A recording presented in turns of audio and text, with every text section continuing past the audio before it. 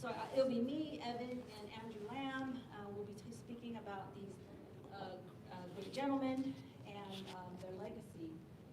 So let me start and then move to Andrew. So my name is Zora, Quỳnh, and I will be speaking about my uncle, General Ngọc Cẩn, and the impact of silence on cultural memory. So my story begins at the site of my first childhood memory, which was the fall of Saigon.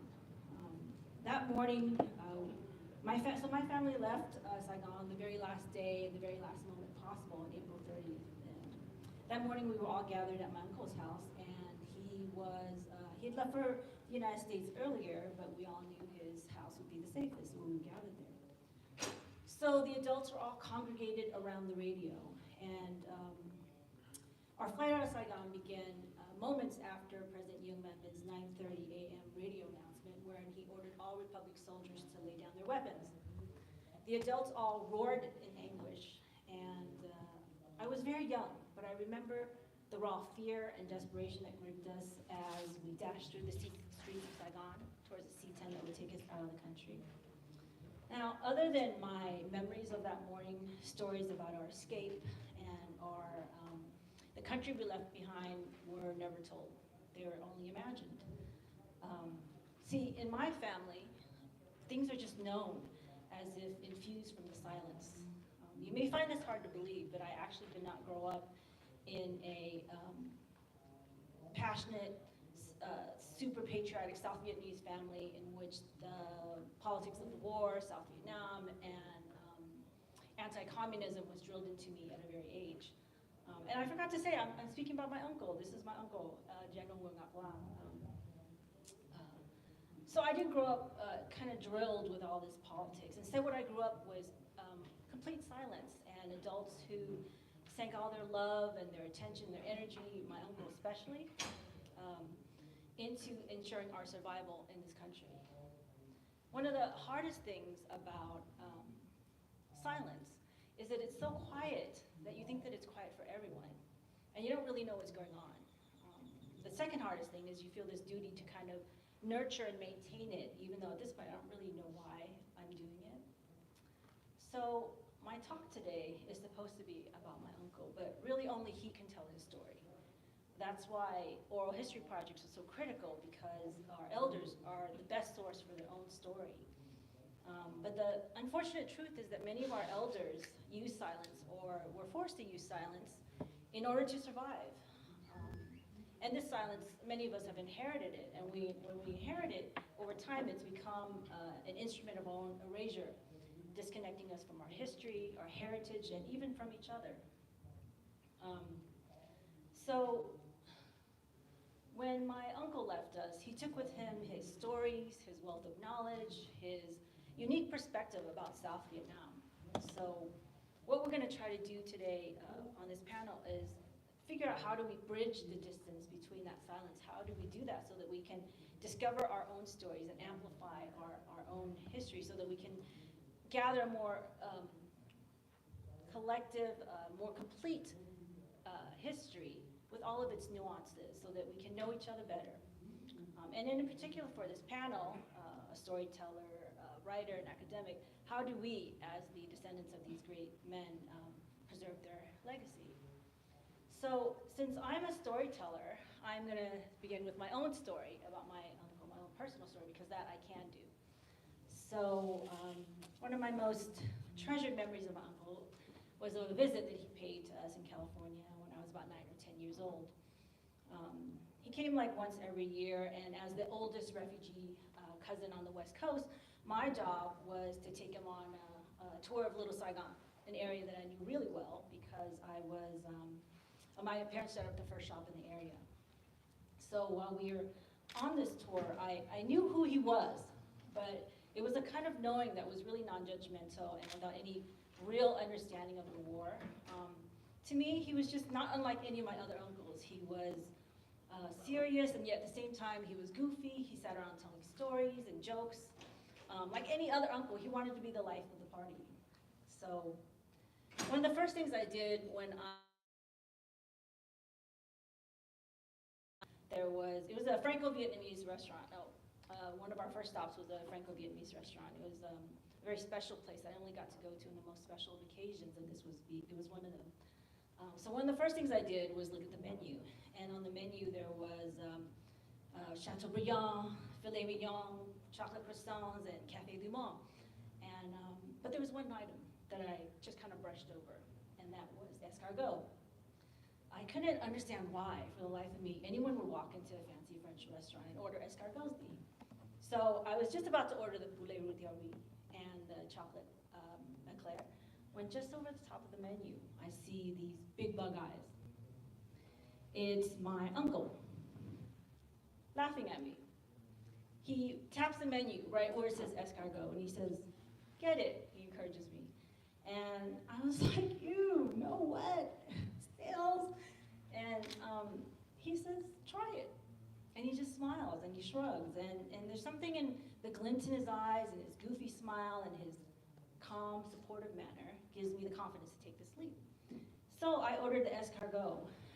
And when they come out, there's this prolonged moment of silence where he's just staring at me and his eyes are wide and his smile is big and his mouth is hanging open. He's waiting for me to taste it, right? So let me just pause and say that at 9 or 10 years old, this was the first time anybody had ever taken the time to revel in my discovery. I was a Vietnamese kid, the eldest daughter, and my job was to be a good helper. When I wasn't helping, my job was to slip back into the wallpaper and just stay there. So be good, be obedient, be quiet, but to have thoughts and opinions, to be an individual, that wasn't really a part of the job description. And to make matters worse for me, things were kind of rough. You know, this was the post-Vietnam War era. I was getting beaten up every day at school. Kids were calling me names. Americans were throwing rocks at me. Bullets were shot through the front windows of my home and our family shop. So at that time in my life, and for the next 2 decades, I felt so completely alone in the world. So for someone to see me as an individual felt really unique and amazing. I mean, he just stopped everything, and there was a whole lot of everything. So people were coming by our table every few minutes. They wanted to shake his hand, they wanted to thank him, they wanted to give him gifts, they wanted to pay for the meal, which I appreciated. They just wanted to touch him. But for the few seconds in which I had this snail floating in my soup spoon, he stopped everything. So I fed myself the snail, and I chew it, and he's watching me, and he's staring at me, and smiling. Thích không? Ngon không? Do you like it? Isn't it delicious? And I remember feeling important. I remember feeling important because I had never felt it before. And no one ever made me feel like I mattered before. It was a weird feeling. Almost as weird as chewing on a snail that tasted kind of like the very salty, very fishy sauce that it had marinated in. I remember chewing it, biting into little pieces and him watching me, watching the kind of feeling out the texture, and I was kind of surprised that I liked it. Escargot tasted kind of like oyster and shrimp and octopus all put it in one. And at the end of the meal, he asked me, "Are you gonna order it again?" And I was like, "No, not for me." So although the world has a very different memory of my uncle, this is one of many memories, one of many beautiful memories I have with my uncle. And he was one of the few adults in my childhood who I felt talked to me, not at me, and who really, really saw me. But I don't think that my experience is unique to me. If you ask people who knew him, they'll tell you what a caring, brave, hardworking, passionate man my uncle was. But how are we to know this if our history can only be gleaned from the gaps left in silence? So this is the first time I've ever talked about this. It's actually the first time I've ever said that this is my uncle in public. And it's been a truly terrifying experience. This whole conference actually has been kind of terrifying. So it's not that I'm nervous. I speak in public all the time. It's that I'm terrified, and that's a very different thing. I've been told not to ever say this. I've been told to be silent. I've been told not to ever, claim my uncle. Silence has power. So I don't mean silence is powerful or in silence there's power. I mean, silence has power over us, over me, over you, over our history, over who gets to tell our history, how it's told, and what elements of it are told, and what elements of it are left behind. Okay, so silence has always been a part of my identity. As a child, I had to learn to be silent in the same way that I had to learn to be quiet. I was literally, it was literally beaten into me every day. And part of this is because we're new to this country that was very welcoming, but at the same time it was very hostile. So to the outside world, we had to kind of present this veil of silence in order to survive. For my uncle, silence was a necessity because America and the world had clearly shown him and us that it neither really truly understood what the Vietnam War was about, nor did it want to. So this was a departure from the uncle that I knew, who was the actual life of the party. And I think there's at least one other person here who knows him. You know, he was the guy who was always at the front of the table roasting everyone. He's the one who had you rolling on the ground laughing from laughing so hard. He's the one who was up late until the wee hours of the morning having conversations with people. Okay, so Saigon execution. I'm going to talk about Saigon execution because I know you want me to talk about it. That's why you're here, you're expecting it. You're going to walk out here, you're going to say, she came all the way out here to Texas and she went on and on about snails. So I'm gonna try to give my best for two minutes. So Saigon execution was also a part of my identity even before I knew who I was. I don't remember how I found out about it or when I first saw it. It just feels as if I was born with it embedded in my bones. Every single April, every single year when I was growing up, they would play it over and over again on the television. And you'd watch it, you watch the footage, you watch the image. And every time I saw it on the screen, I felt like I would see myself, like my family. And maybe from 1968 to 1975 to the external world on a global scale, it became representative of all of us, the South Vietnamese people. Today, Saigon execution is not just a symbol about the Vietnam War. It's kind of sprouted wings. It's become an American iconoclastic, if not international symbol. Incidentally, by the way, something interesting that I learned from Andrew Lam's father, actually, the footage for Saigon execution was altered.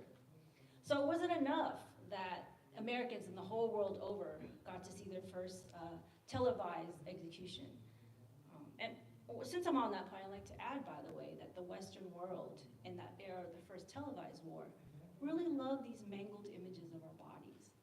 13 years before Saigon execution, pictures of our first South Vietnamese president, Ngo Dinh Diem, with his blood and brains all over the floor, made frontline headlines. It's clear that the South Vietnamese people were pawns in a wider global conflict, and our bodies mangled, spliced, amputated, dying, burnt, naked, was evidence of that conflict. So it wasn't enough for the network that they witnessed their first execution. It had to be quicker, it had to come faster, so the network spliced the footage so that when you watch Saigon execution, everything happened instantaneously. Instantaneously. That is how quickly that image masked over everything that happened on that day. Americans didn't know how my uncle had been up since the crack of dawn, running from siege to siege, saving lives, preventing deaths, trying to manage an invasion before it became a massacre. And although he was able to do that for Saigon, he was not able to do that for his hometown, my hometown of Hue. He couldn't be in two places at one time. So after the Tet Offensive, after Saigon,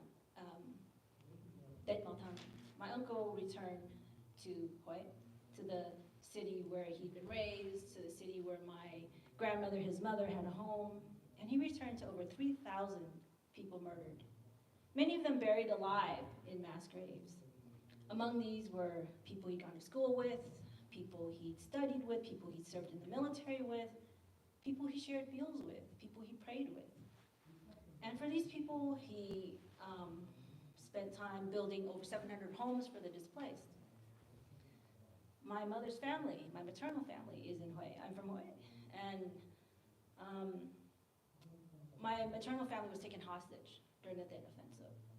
My mother tells me of how public executions and trials were being held, and how the streets were lined with bodies and blood. So I'm lucky that I'm here. I'm lucky my maternal family survived, but over 3,000 people did not. Americans, foreign nationals, Vietnamese men, women, and children. Now, for those who did survive in the diaspora, we have South Vietnamese writer Nhạc Ada. She did not choose silence. Instead, she chose to commemorate her experience with her book, Morning Ban for Hoi. For that, she was arrested and later condemned to re-education for 14 months, I understand. For those of us, for those in Saigon who did survive, we have my uncle and many others who worked with him.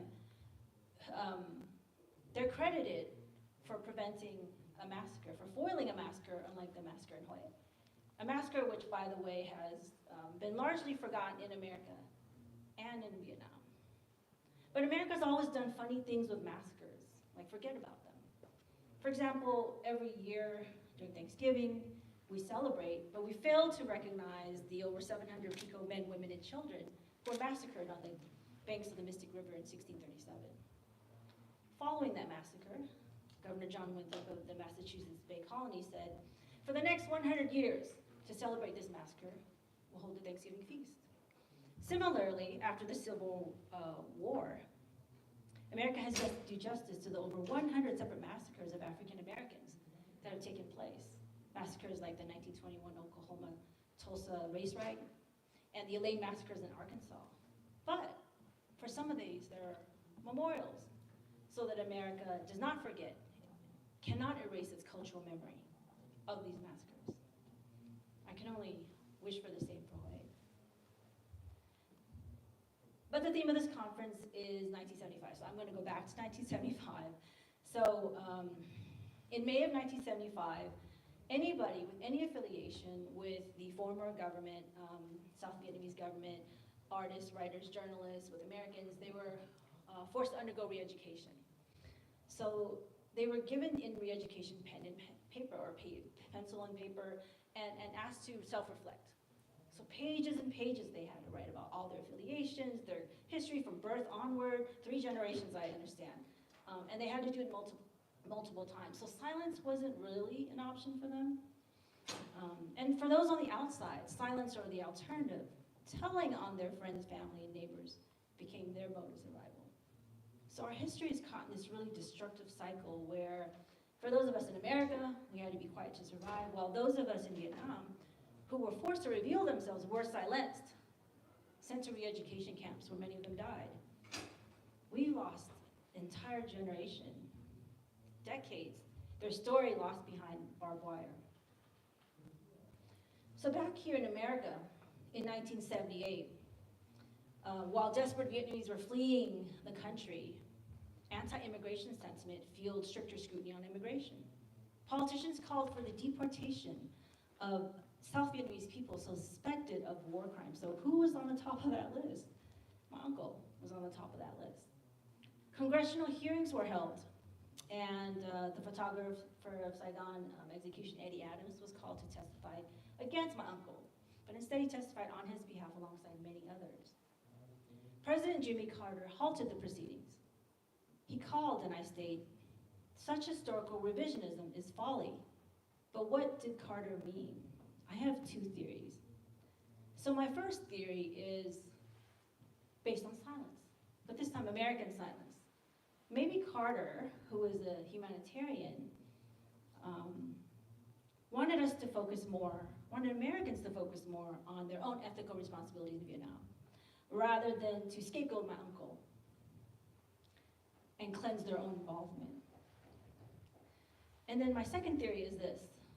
The South Vietnamese people, in particular my uncle, were victims of a terrible war.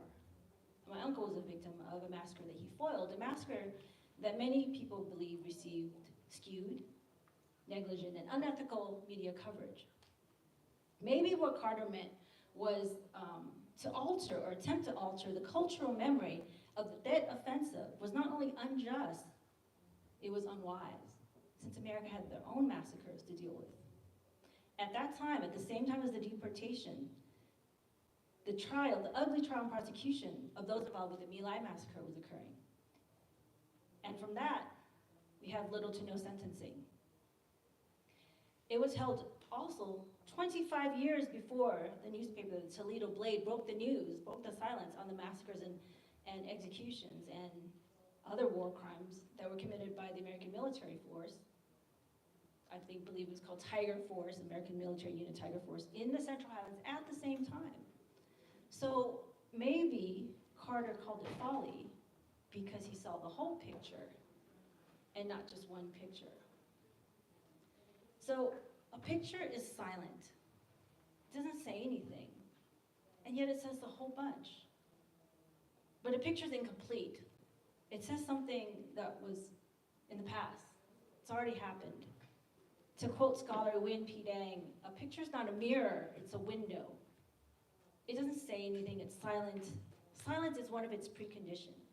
A picture is only a suggestion of what's going on in the picture, something that we know nothing about, other than the fact that some people once existed. A picture is silence made visible. So we think of silence as this blank slate, but it's not. Within that space of silence is all the things that we've inherited and all the things that our ancestors are telling us when we place altarings on their altars. While we're praying to them, filling them with our wishes, they're filling us with their silence, and we, listening, translate their silence into cultural memory. So my uncle lived by a mantra. Tổ quốc, dân chủ, trách nhiệm. It is the mantra of the Army of the Republic of South Vietnam. Loosely translated, it means motherland, honor, responsibility. My uncle lived by this mantra at a cellular level, from his family to his country. To me, in this modern era, this is what these words mean to me. Tổ quốc, to have loyalty, commitment to my ancestral roots. Young you, to live honorably and honestly, to ensure that the stories and sacrifices of my people, my ancestors, are not forgotten, not erased. Young trách nhiệm, to have agency, to have responsibility, to make sure that the stories of my people are amplified, and where my only source material for that is silence. I feel like it's my duty to reach into that silence and do my best to listen to the voices of the people who came before me and translate their silence into stories. So let me end this talk by going back to the story that I began with. Back to a time when I, at 9 or 10 years old, felt so completely alone in the world. To a time when I was sitting across from my uncle in a fancy French restaurant. To a time when I was so short that my feet didn't even touch the ground. Where I overcame my fear because I trusted that my uncle would be there to take care of me, that he would be there to make sure that I'd be okay, that he'd experience it with me, and if something bad happened, he'd be there to take care of me. My uncle heard and saw me, and by doing so ensured that I had agency. This is what my uncle did for South Vietnam and for the South Vietnamese people.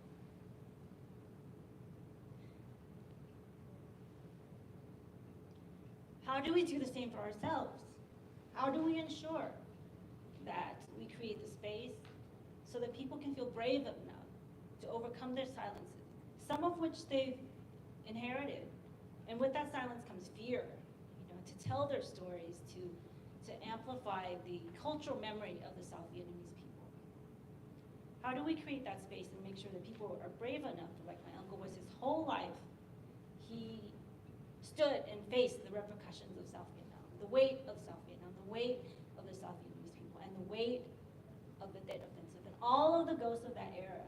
And he did it with grace, intelligence, and an innate strength that I witnessed not once, but on many occasions, but I would guess that many of you, most of you, know nothing about. You've been deprived of it because of silence. Thank you, that's my talk.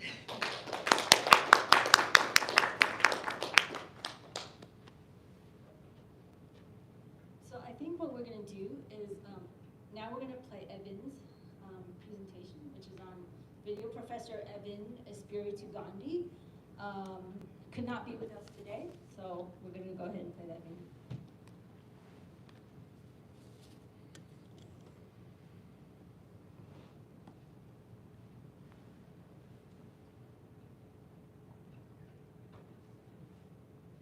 Greetings everyone, my name is Evyn Espiritu Gandhi and I'm an Associate Professor of Asian American Studies at UCLA. Today I'll be talking about my own. Pull off your presentation. Yeah, I think we tried that, we couldn't, so I think we'll just get out and we can go to the video now. Thank you.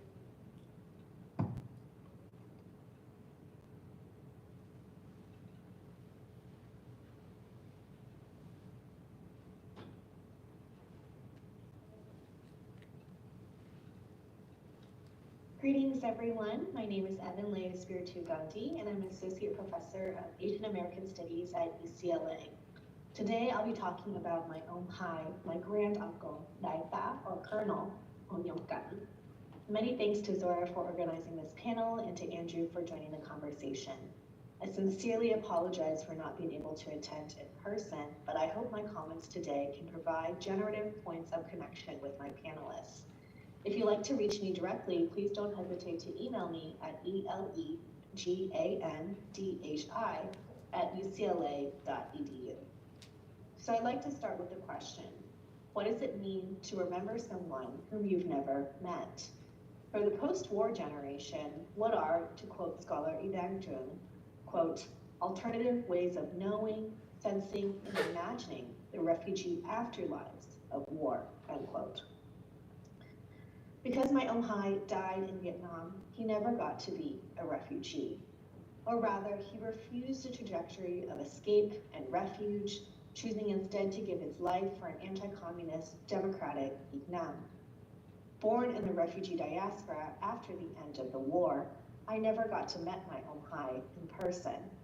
And yet he shaped my family's memories and silences, our kitchen table conversations, and our relatives' opportunities and choices. And the contours of my research as a second-generation Asian American, committed to carrying the histories of my ancestors forward. So for the first 21 years of my life, the memory of my Omhai was wrapped in what Evyn calls, quote, refugee aphasia, a, quote, perforated language full of silences, pauses, and hesitations that is attuned to, quote, living the afterlife of loss, end quote. For my family, he was a private memory held close to their hearts. To my Bawai, my mother's mother, he was a brother she left behind when she decided to leave Vietnam in April 1975.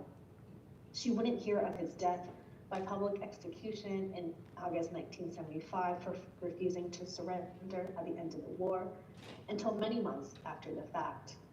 To my mother, Dr. Espiritu, he was a beloved uncle and godfather, from whom she was separated too soon.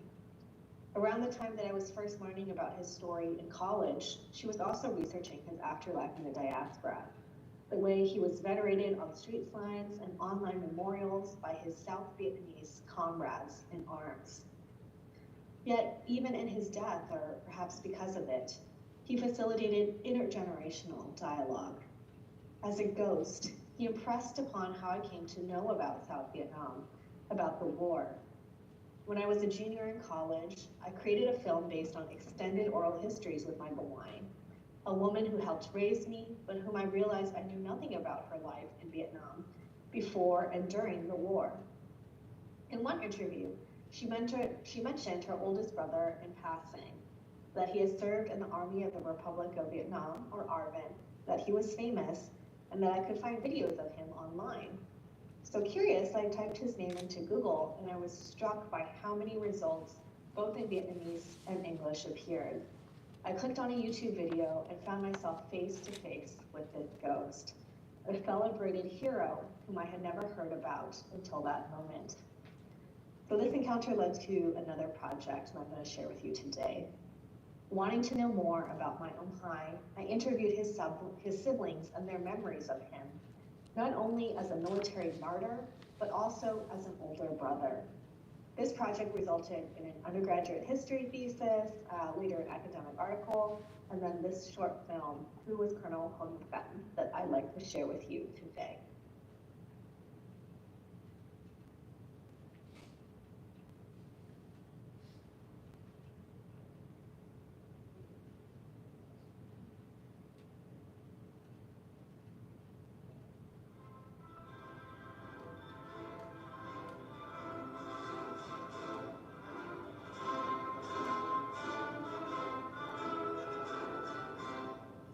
Was my friend, but what I want people to know, he wasn't just a colonel, he was a real hero. Hồi em khoảng 7 tuổi rồi đó, là em có lên hỏi dân 2. Hỏi dân 2 rồi lúc đó là cậu đi học 12 tới thành phố Nha Trang, trường huấn luyện tầng đế. Sau khi về đó thì cậu đã tham dự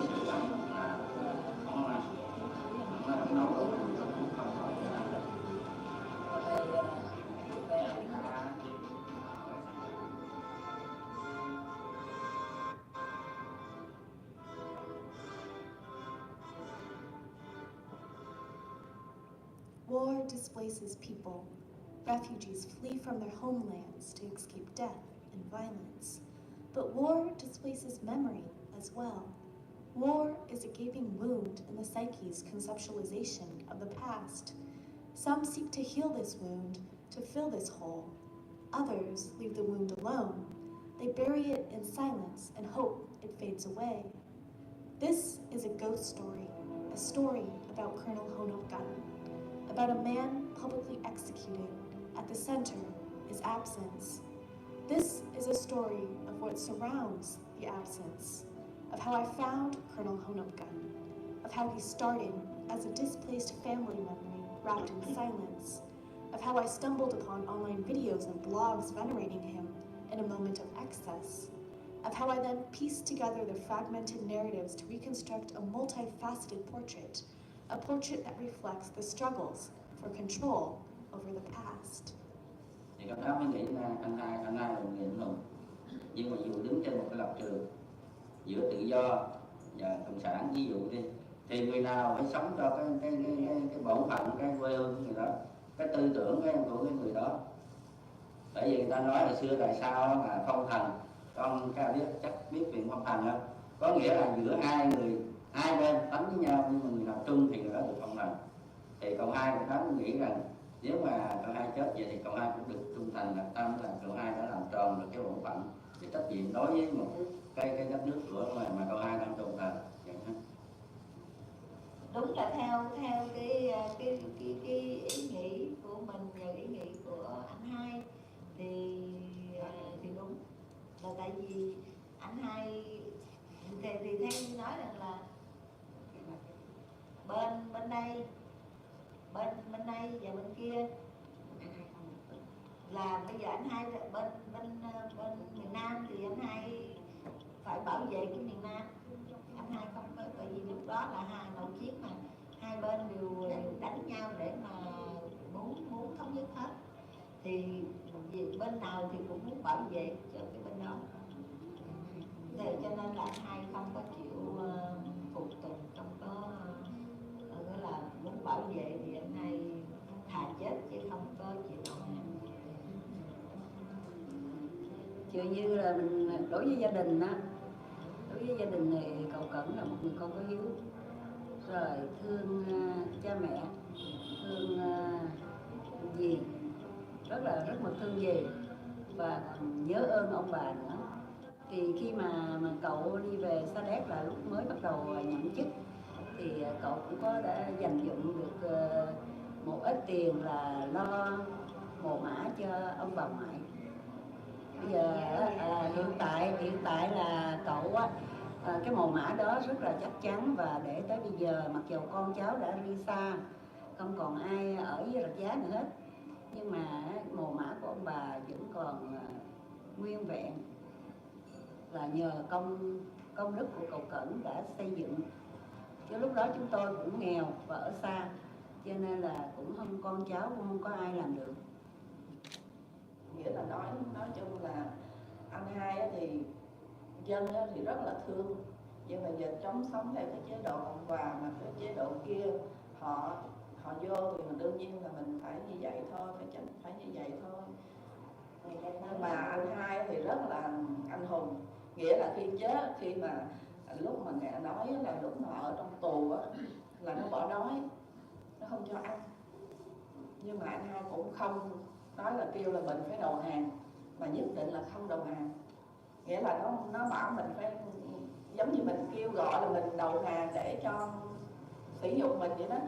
Nó là cực khổ lắm ở tù, mà nghe những cái người mà ở tù chung á, sau này họ kể lại bắt anh hai làm đủ thứ hết á, là đổ cà bô rồi cái gì đó, rồi cho nhịn đói rồi kia nọ, mà nó bắt làm phải, nghĩa là phải mở miệng ra nói cái tiếng đồng nào, nhưng mà anh hai nhất định là không nói. Thì khi mà sau đó ra xử bắn á, thì lúc đó hai cũng ốm dữ lắm, thì khi xử bắn á, thì vẫn nói một cái tiếng nói là Cộng hòa Quân Lâm. Lúc mà anh hai đi học tập thì khi anh hai viết một cái thư gửi về cho gia đình rất là cảm động. Đó là lúc đó là chị em ai cũng biết rằng cái tình cảm anh hai đối với gia đình quá, cái là không có diễn tả ra, nhưng mà khi mà mình đọc cái lá thư đó là mình không thể kèm được những cũng như nước mắt của mình vậy đó. Thành ra từ đó rồi cho tới khi ngày anh hai mất á, mỗi lần nghĩ tới anh hai là không, cứ nghĩ tới đến cái sự quan tâm lo lắng của anh hai, rồi khi mà mình nhận được cái thư đó mình mới thấy cái tình cảm quá nhiều ấy. Thì đó là cái mình không biết cái đó là kỷ niệm hay là cái gì, nhưng mà cái đó không bao giờ quên. Không riêng cậu Tám mà cả gia đình cũng vậy, ai cũng tôn trọng anh hai, là vì anh hai là cái người lớn nhất trong gia đình. Điểm thứ hai nữa là cậu hai là khuôn khổ này đấy, vì mà cái tình thương dành cho gia đình trọn vẹn, mà cái tình đối với quân đội, những người thấp hơn cậu hai thì cậu hai cũng làm tròn bổn phận đó. Chính vì vậy mà cậu Tám không nên nói như thế nào, cậu Tám chỉ nói rằng có rất nhiều người, rất nhiều họ đã lên trên internet và nói về cậu hai, thì đương nhiên đối với cậu Tám thì tất cả những cái gì đó cũng còn chưa bằng cậu Tám nữa. Cậu Tám vẫn nhớ cậu hai nhiều hơn họ. Tại vì bên Việt Nam thì nhà của người chị thứ ba có thờ anh hai. Có thờ anh hai thì người chị thứ ba làm dỗ thì em cũng tụ lại để mà sum họp đó, rồi mới kể những cái kỷ niệm về anh hai. Người nào có cái gì mà để mà nói về anh hai thì người đó sẽ nói ra kỷ niệm. Đây là chị ba người mà để bạn thờ anh hai đó, mỗi năm đều làm đám dỗ cho anh hai. Thì khi đó thì chị ba mới là kêu các em về để mà nhớ cái ngày đó, rồi chị em mới là sum họp lại thì nhắc đến những cái chuyện kỷ niệm về anh hai hồi nhỏ, rồi lớn như thế nào này kia nọ vậy đó. Thì có nghĩa là cứ mỗi năm hoặc là đều có nhớ đây này, hoặc là nhiều khi gặp nhau không rồi Tết nhất này kia nọ vậy thì cũng hay nhắc về anh hai. When Evyn decided to do that into something about him, and I'd be happy to involve on that a little bit, because I sure Vietnamese people live in the United States here, they already know a lot about my brother, because every year they do Memory Day for him, and they make, they do in the TV, Vietnamese TV, and they interview and they done bunch of stuff. Everybody, I feel like most of you already know, but I just want to teach them in my family side. And just all I thought. This is our story, our family's story. A story of a brother, a cousin, a grand uncle, a man, a man we loved and continue to love, a man we remember, a public hero and traitor. We do not share his glory, we do not share his fame, who has a claim to the writing of history. We voice our memories, he is archived on our hearts.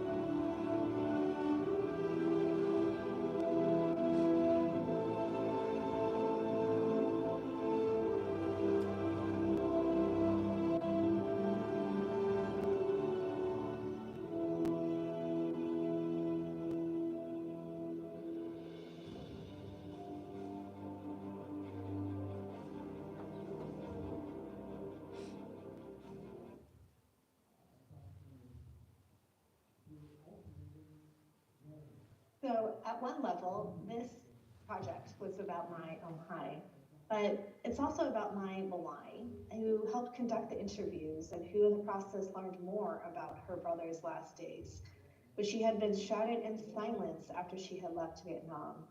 So in this way, Hai is still facilitating intergenerational dialogues between me and my Malai, between the living left behind, a refugee survivor, and her granddaughter. Hai also shapes my research interests on South Vietnam as an Asian American Studies professor. In undergrad, when I was first learning about Hai, I also became more interested in Asian American as a political identity, and in Asian American Studies as a field of political critique. Initially, I struggled with how to reconcile the field's origins and the Asian American movement's leftist politics and anti-Vietnam War protests, with the anti-communist fervor of the South Vietnamese American community, both those in Vietnam, like my Hai, and those who left as refugees. Ostensibly, Asian American activists and South Vietnamese subjects hold opposing positions, differing visions of a post-colonial Vietnam, different relationships to US empire. I was attracted to Asian American Studies Project of Liberation, but I did not want to betray the memory of my Hai, the dream that he died defending. Critical refugee studies scholars such as my mother offer a way forward, a commitment to sitting with and working through complexity and contradiction, of taking seriously the agency of South Vietnam, while also criticizing the overreach of US imperialism. Hai has taught me to attend to the South Vietnamese vision of post-colonial independence, which has been suppressed by both the United States and communist unified Vietnam, even as I critique the way that nationalist projects are predicated on inevitable exclusions. Intergenerational inheritance is not about passive reception. Instead, it's about revival and remixing, a way of putting ghost stories in conversation with new generations' questions. It's about creating a, quote, meditative, repetitive space of beauty, creativity, and regeneration. And that's again from Moderator. So even now, I am listening, open to where my Hai will take me next. Thank you very much.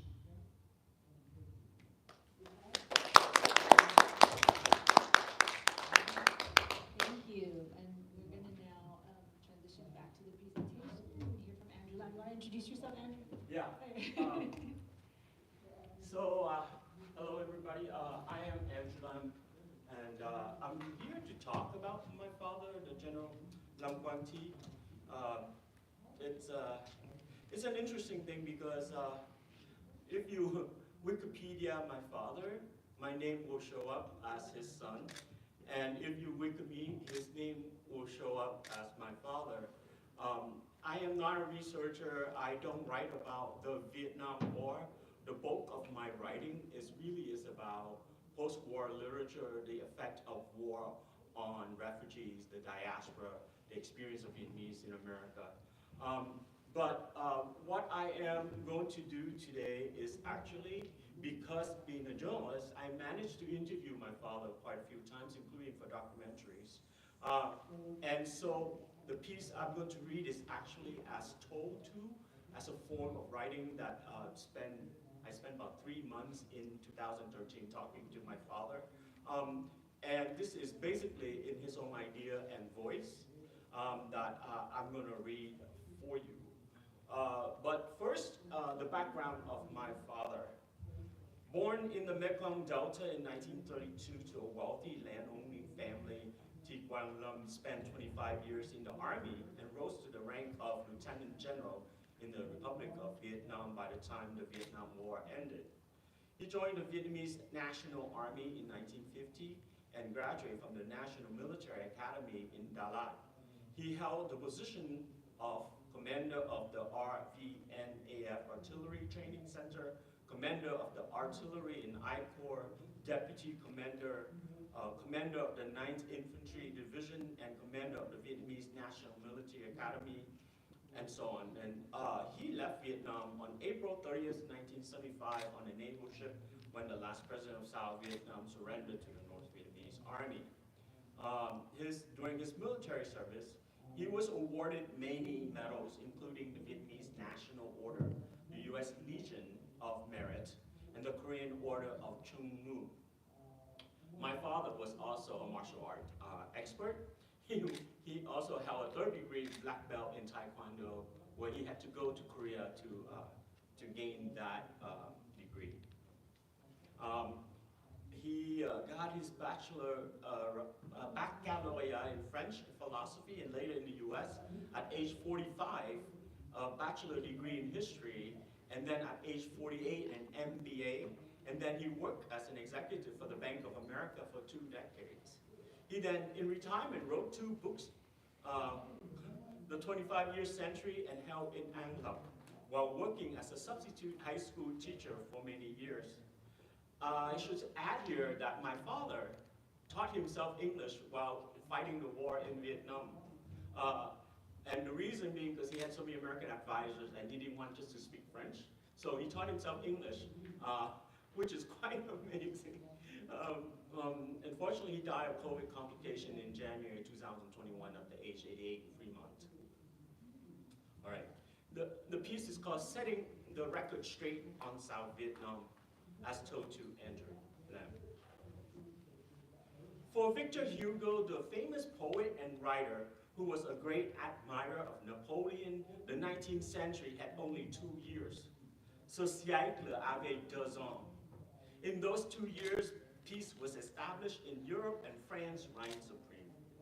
If I could borrow from the great French poet, I would say that for the great number of young men of my generation, the 20th century had only 25 years. Why? From 1950 to 1975, which covered my entire military career, I participated in the birth of the Vietnamese National Army. I grew up and participated with this army that achieved some of the greatest feats in contemporary history during the Viet Cong Tet Offensive in 1968 and during the North Vietnam's multi-division Great Offensive in 1972. My career and the careers of my comrades in arms abruptly ended in 1975 with the Army's tragic demise. In 1966, when I was 33, I was one of the youngest in the Army to become a general.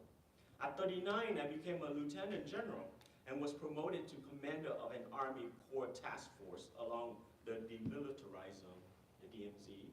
I was 43 when the war ended. I left Vietnam when Saigon fell and joined my family who fled a few days before me.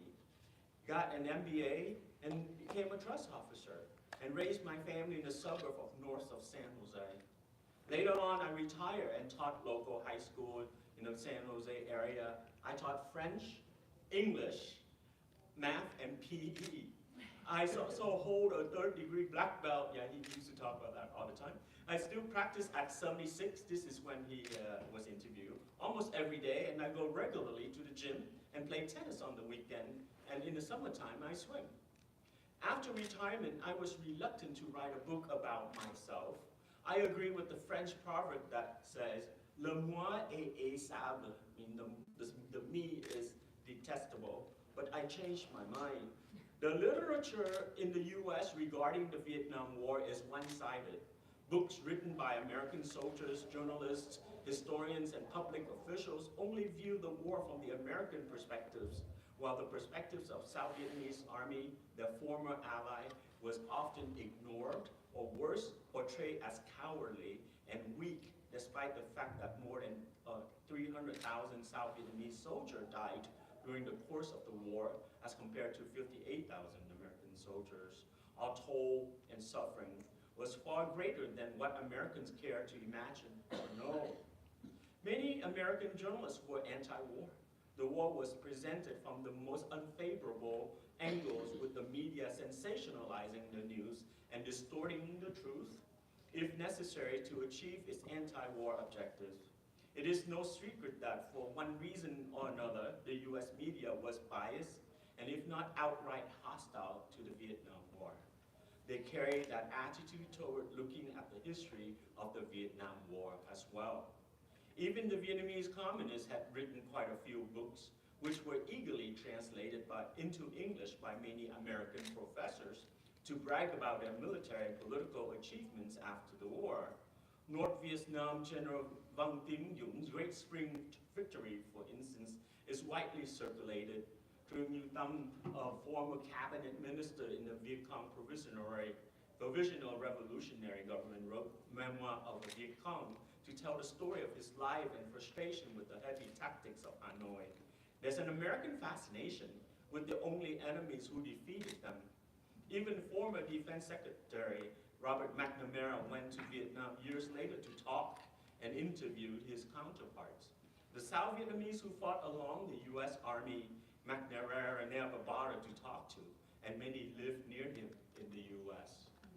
Only a handful of books had been written in English by journalists, public officials, and soldiers from the former Republic of Vietnam. Despite the fact that the largest Vietnamese population outside of Vietnam is here in the US, I believe that it was time to set the record straight.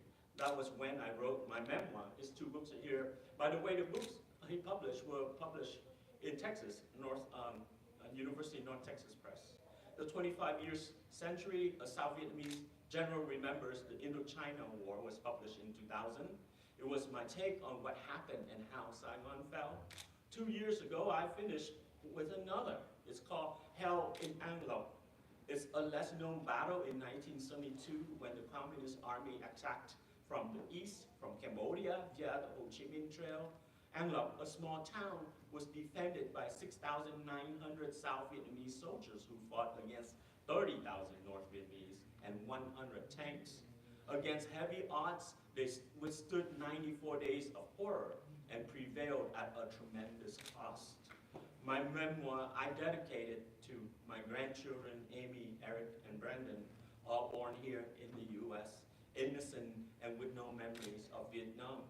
I wish to leave something lasting and a record of what happened, so when they are old enough, I hope they will read and learn something of their heritage. The book on An Loc is primarily to tell the South Vietnamese side of what happened, and more importantly, to render justice to their history. These unsung heroes have inspired me throughout writing this book and were the source of constant encouragement for me to carry out this at times very difficult undertaking.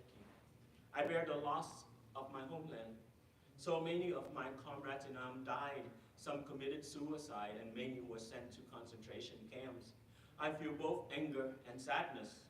Anger because we were a democracy abandoned by our allies, the US, at the darkest hour of our history.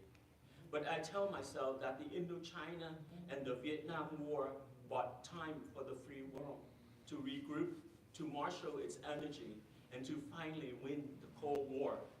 If this were not true, then let my work be testimonies to the extent of the devastation and the human tragedy caused by unnecessary wars, and that my friends and comrades in arms died for nothing. I get philosophical in old age.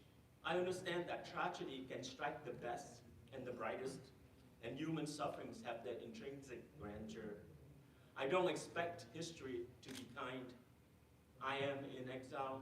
America is destination, but it never be fully home.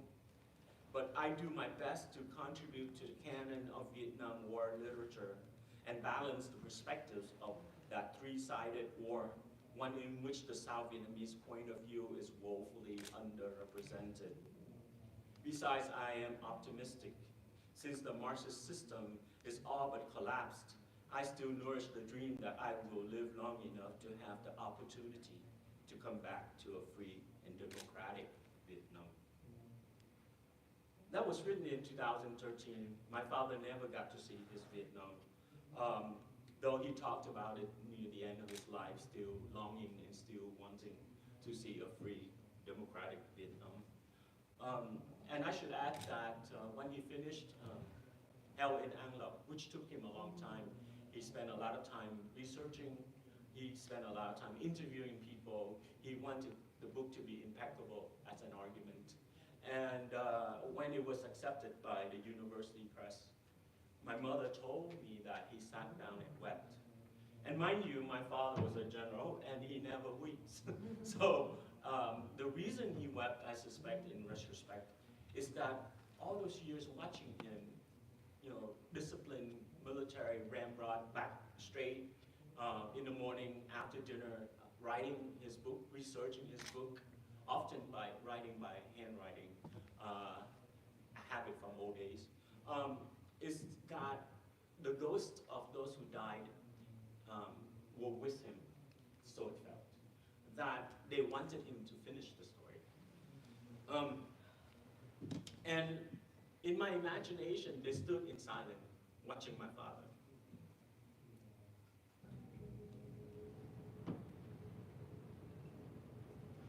There is something powerful when you work at something and tell a story.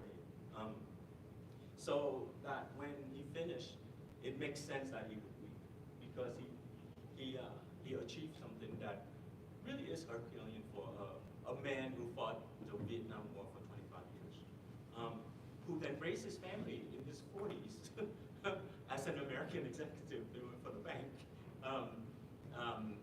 in a completely different life, and yet carried the weight of that history. He carried that weight so much that it eats into our own family life in America. So I'm going to read from my first book, because though his story ended and mine began, and though I am not an expert on the Vietnam War, I was an Army brat. I saw much of the war as a child from the point of view of the helicopter. But I also got to America quite early when I was 11, so 19, yeah, I was 11. So then my life changed so drastically.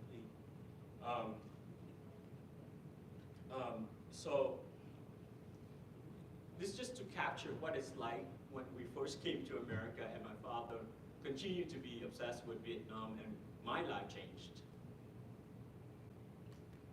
Even now, I found it almost impossible to talk about the tragedy in the lives of those who emerged from the horror, seemingly unscathed. Among those who suffer far worse amidst a community formed by calamity and unspeakable losses, my family is considered very lucky. People had lost loved ones in the war, to the re-education camps, to the new economic zones, and to the Thai pirates, to thirst and starvation over high sea. We came early among the first wave. We survived as a unit intact. Many came later after years of languishing in refugee camp. So we internalized our losses instead, my family and I, and grieved alone. An otherwise seemingly smooth trajectory toward a middle-class life in America was marred by familial discontent. The old values no longer held, bickering became our habit, arguments erupted daily, but I, the youngest, fell silent. And my silence, I think, hurt my parents more than my brother and sister discords. At least they were interacting. They fought, but they stayed around. Engaged, they both went to college while living at home. I, on the other hand, was at the earliest age plotting my escape. I had grown to resent my entire family, but especially my own father. His memories, his stories were powerful, repeated, they became lore, and they had begun to exert their terrible powers over him. Worse, they were beginning to snare me as well. For despite his French education and his willingness to work hard, he had no idea what my life was like outside of the house. His only way to measure anyone or anything was in relation to the war, to the past, to his position as a respected general and warrior. And this was how he held himself in America, which is to say, overtly proud, contemptuous of the world, and unless he was drinking, cold and aloof. Yet the past was dividing us, and Father did not see it. He saw himself as a political exile and had no need to question his identity whatsoever. As his children, it was understood that we were to accept that exile identification for ourselves as well. His interaction with Americans were all out of necessity. He claimed none of them as his friends. But a Vietnamese general living in exile in America at least knew where he stood in relation to history. His identity, even if ignominious, was assured. In war, after all, there are winners and there are losers.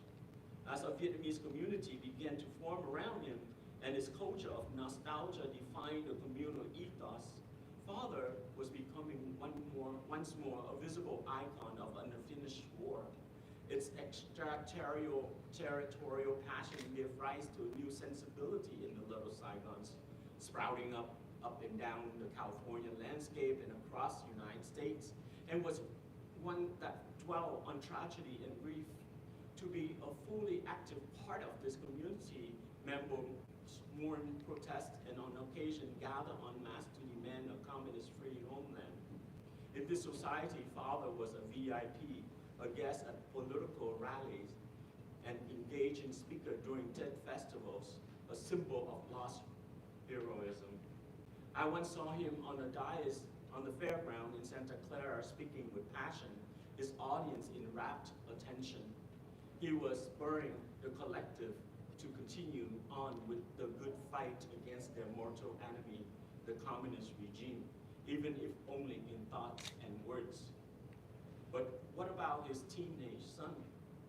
I was growing up with two very different ideas of history, two sets of civilizations, two traditions, two languages, two sets of behaviors, and I was, for what seemed now a long, long time, floundering between them. There was Vietnam, its cast of exiles whose sorrow and losses held them in many ways beholden to the past. Theirs is a history that runs seemingly backward. Their life in America had no special meaning, no great implications. They only remember what was robbed from them, what was lost. History for Father and for the men who still wear the army uniforms at anti-communist rallies decades after the war ended has a tendency to run backward to memories of the war, to a bitter and bloody struggle whose end spelled their defeat in exile. And it holds them static to a lonely nationalism stance. They live in America, but their souls are in Vietnam. The history of the defeated is private and circular. It binds it all at the core. It is the ball and chain around a prisoner's bleeding ankle. In it, the only moral direction to be had is the one that demands complete loyalty to the past. Not to own it, mind you, but to let oneself be ruled by it. And to do so, one has to accept forever the status of a stranger in a strange land. I wrote that in 2010, but the irony of life is that I ended up spending so much time in Vietnam in 2018 and teach in Vietnam and work in Vietnam in some ways, that I got caught there during COVID and couldn't come home when my father was dying. And so I'm going to end with this email to basically say what goes around comes around. And this email I sent to my best friend when my father passed. My father loomed large in my life, and his death at 88 and a half nevertheless left me more devastated than I ever expected to be. I take it as a strange blessing that at age 57 that I have never experienced profound grief until now. And it shocked me to my core because I find it to be absolutely true. The loss of a country, a broken heart, loved ones gone in the blink of an eye, my lovely, optimistic do-gooder niece, for instance, just a few months ago, oh, my mother's long drawn-out Alzheimer's, because saying goodbye to her took 8 years, and it will take more. Yet my father's demise left such an absence, an unspeakable void, that I find reality itself a little suspect. How can it possibly exist without my father? In retrospect, maybe I am more sad for myself than his actual death. He who lived an epic life, who wrote books, who traveled the world, who loved the same woman for 65 years, and recited French poetry, especially when drunk, whose last worries were, who would take care of your mother? Sad because I don't get to be the child anymore, the enfant terrible, so proud to be rebellious against his dad's ideas, so proud that he was able to walk out from under his father's large shadow to be himself and walk his own path. His last night, my sister was mercifully allowed entry, wearing a full Hamas suit, and FaceTime me just in time. She tried a dozen times before I managed to pick up the phone. Me who's stuck in Vietnam with no ways of getting home. So I managed this much. I love you, Father. I have always loved you.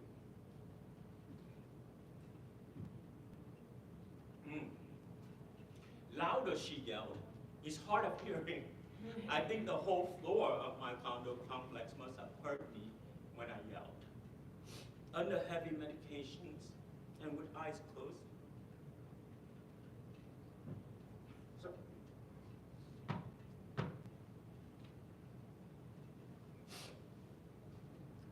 he struggled to nod.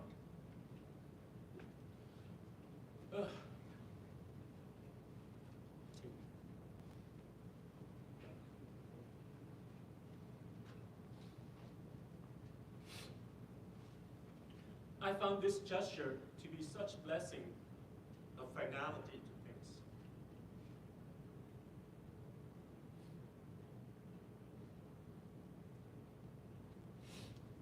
Wow, I didn't expect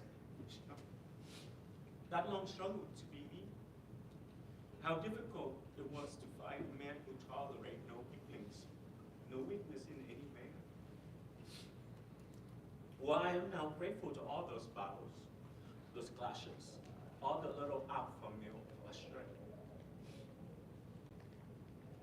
And I write this overlooking the river of Saigon, looking at the very spot where Dad took the ship out to sea on April 30th, 1935, and never to return. I find it odd too that I am here because it is convenient and safe. Dad longed to return to his beloved homeland and never could. Vietnam was his destiny, while Vietnam is, and I suspect will always be, one of my many destinations. It was homeland, sure, but it will never be home wholeheartedly again. Which is to say, I envy my father's unwavering patriotism, which I don't have. But life is full of irony. COVID took my father away, but it did something else also. I said this in interviews before, but I find it to be more true now. I am still not sure about my love for Vietnam, but I am now committed to helping it in my own capacity. As a teacher, as a writer, or whatever else, because I love my father. Sorry. Thank you.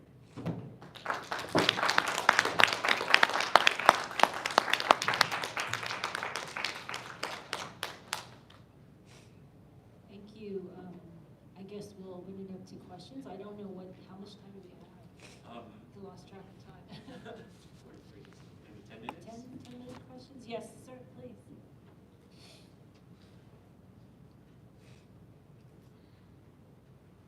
Thank you, Zora and Andrew, and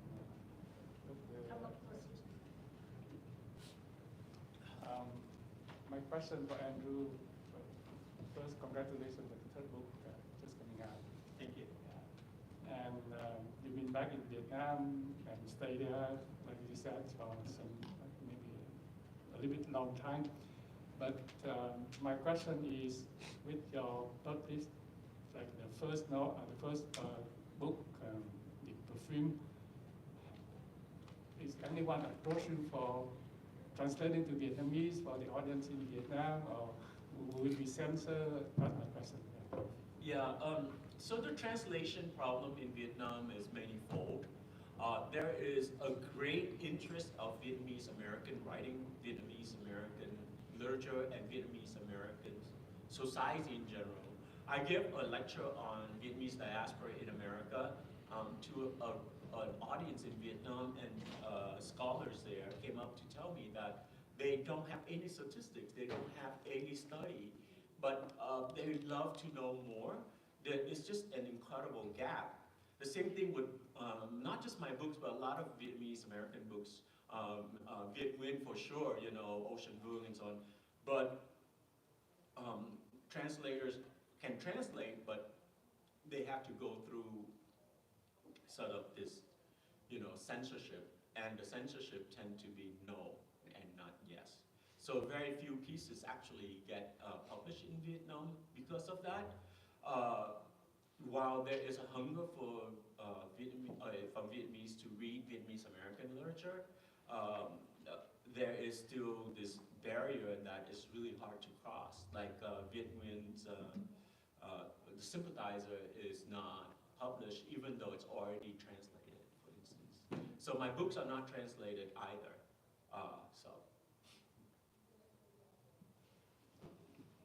Any more questions? Yes. Just to follow up with that. Yeah, we'll come back to it.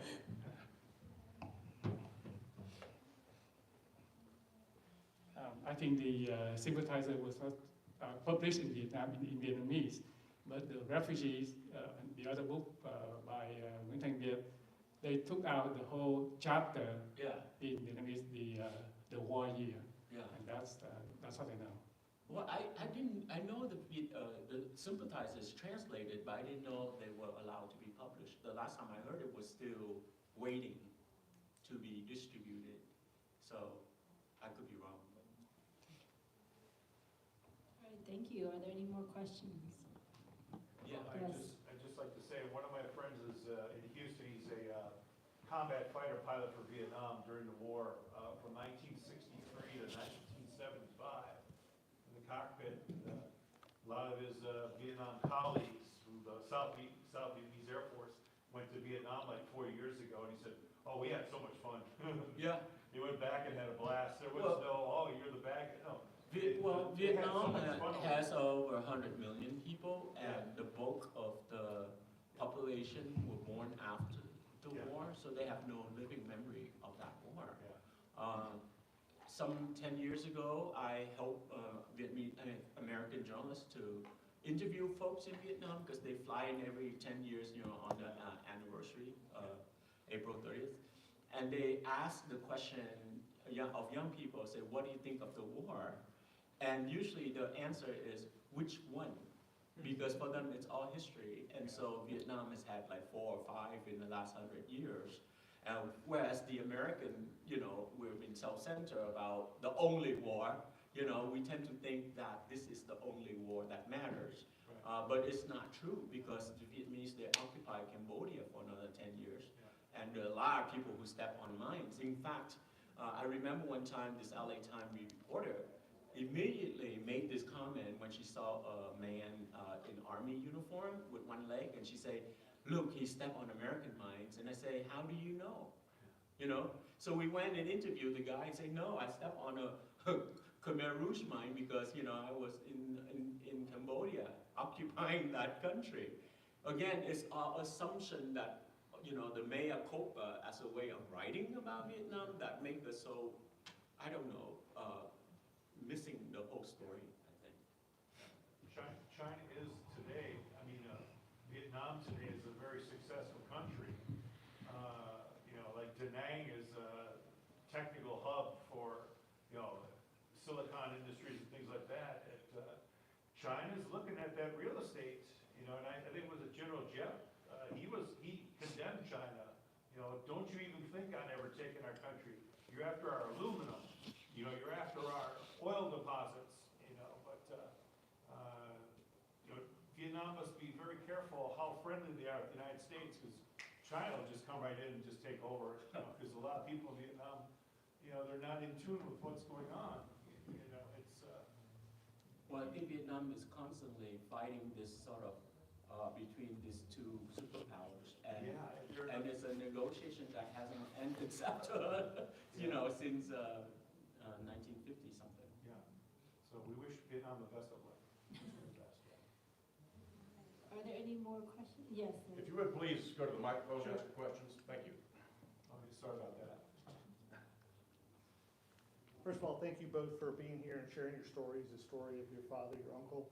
Zora, I was wondering if you'd ever met or spoken to Eddie Adams and what you thought about what he said about feeling a lot of guilt about essentially he thought he ruined your uncle's life. Thank you. Funny you should ask. No, if I met him, I would have been so little that I wouldn't even know what to have said to him. But the American photographer was a constant presence in my childhood. You know, my uncle, of course, Quang, and that guy, you know, the American photographer. So, although I've never met Eddie, I feel like him and my uncle are twins in my mind, caught in this relationship that revolves around something, you know, that I don't understand, but it's there. And it's just always been kind of whispering in the back of my mind. So I've never met him, but I've always, in the more recent years, thought of him more often. And as a matter of fact, I actually am making a movie right now, a documentary, and you'll see flyers kind of going around. And the movie is about Eddie Adams and his remorse, and where that led him afterwards, you know, and how Eddie Adams actually ultimately. So in the front here, yes, take that. In the front here are free stories. I have some free stories and stickers.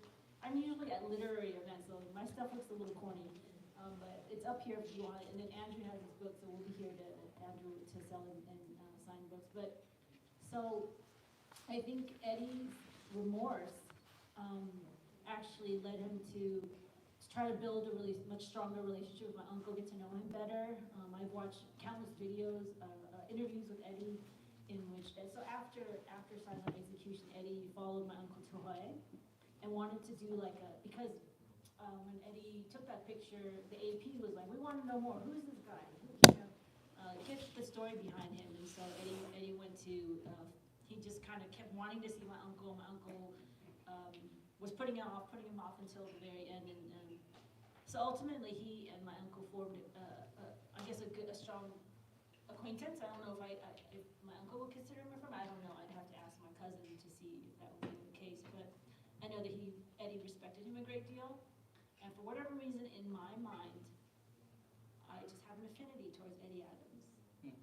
Maybe because he testified on behalf of my uncle in front of Congress, but also you get the sense when you listen to interviews of Eddie that it didn't ruin just my uncle, it was him, Eddie's life as well. You know, it affected him as well. So you know, there is a strangeness to this story, I think, where the Vietnam story and the American story begins, is that the man who was executed had killed an entire family before that, and that family was, I think, was subordinate. The man was subordinate to, General. But one of the kids survived because the maid pushed him over the fence before this man massacred the family. And that kid is now first Vietnamese American general in America. He's an admiral. He was admiral, yeah. He was here last year. So it's really extraordinary story that, you know, it shoots in very different direction, you know what I mean? yeah, actually, Naja Lockwood has put together a short, I believe it's only 20 minutes, where she has, I haven't watched it yet, I'm gonna go see it with my cousin in May, but I believe that it kind of captures the story of these three entities, the children of them. So my cousin, of course, and then the admiral, and then possibly some more. So I don't know, I haven't seen it yet, but But to your question, I do think that Eddie's life was, changed forever, and then everything he did afterwards seemed to kind of fall back on this redemption story, which I try to capture in my movie. We're almost done. Yeah, one more question. I have one question each for each of you. First, I want to express my gratitude to Andrew for sharing your very heartfelt feelings and recollections of your father. And my question is that it seems that at the beginning, during your enfant terrible phase, your father was the source of resentment. And I want to know how eventually that source of resentment turns into a source of inspiration for you and your work. And the second question to Zora is that you made reference, by citing Andrew actually, so both of you can answer this question, that the footage of the Saigon execution filmed by NBC, I believe, was doctored or spliced in some way. So in what particular way and how do we find out about that, the way it was doctored? Yeah, thank you. I can answer that, but it's really Andrew Lamb's father who wrote about it. So there's another book that's quite rare called Autopsy that Andrew was just telling me about. So it's in Autopsy. So that's my only evidence. I don't have it from word of NBC, obviously, but the way it was altered was that, and I hesitate to talk about this because I really don't want to focus on this, but when the Captain Lam, I believe his name was, fell, between the time in which he fell and the blood flowed out of his brain was not sufficiently fast enough for NBC. And so they spliced it so that it was almost like instantaneous that he fell and then there's all this blood. And then that is then shown over and over again, kind of like 9/11, just over and over again. They don't show it anymore, but as a child, I watched it literally every single year from the time I was landed in here to 1975, all the way till, it must have been 1990s, and then they stopped doing that. So it's in the Autopsy, and maybe it's in this one, because you said this is the subsequent. Yeah, yeah. How did I walk out from his shadow? I just, I watched my brother. My older brother had worshipped him, and had adored him and worshipped him, and it had eaten him alive. I mean, when you have a larger-than-life father, and you try to copy him, you inevitably fail. Because my brother got a black belt, but only 1 degree. My father, promised all these great things. If he sent my brother to the U.S. to study, and when the war ended, we joined him instead of him graduating and come back to us. And so my brother carried this bitterness because he had this vision of trying to be like my father, and that didn't happen. And that's one of the skirmish in the family that I watched growing up. So one way for me not to deal with all that is that I try not to let my father's vision of what I should be dictate what I do, and when I told him I was going to be a writer, he was very surprised, but when I did make it as a writer and start winning awards, he actually stood up at family dinner and say, "I'm proud of you," in English, which is something neither my brother and I ever expected from my father, And I always felt like he said it to the wrong son, because my brother tried so hard to please my dad, and I tried to walk away from all that and just be myself, and ended up finding my own vocation, my own path in life. And my father turned out to admire it. So we kind of become friends in a way, which is kind of odd to say. Yeah, that's a happy story then. Yeah. Thank you. Well, thank you, everybody. Thank you. So why don't you meet Andrew up here if you want to purchase some of his books and get some signatures.